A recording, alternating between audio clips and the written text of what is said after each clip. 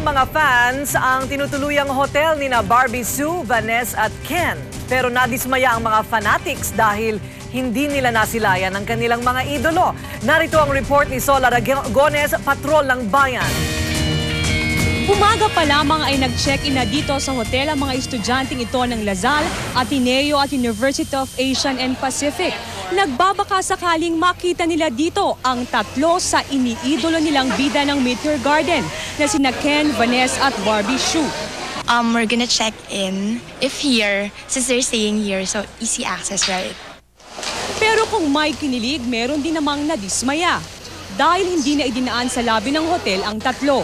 Madaling araw pa lamang ay inaabangan na ni Lovely ang kanyang mga idolo pero hindi man lamang niya nasulyapan ang kahit isa sa kanila dahil sa higpit ng seguridad. Nakaka-disappoint talaga, sayang. Hindi namin sila nakita. Ang tagal namin dito.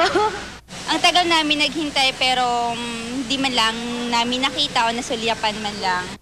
Kapansin-pansin naman na ngayong araw na ito ay dumami ang mga nag-check-in dito sa hotel nang malaman nilang dito titigil sina Ken, Vanessa at Barbie. Mismong si Jane King Sue ay excited din dahil siya ang magiging interpreter ng tatlo mula ngayon hanggang bukas. I'll be with them from the time they arrive till siguro tonight when they rehearse. Kasi syempre, I'm the key, I'm the bridge between them and the crew. Para sa TV Patrol, Sol Aragones, ABS-CBN News.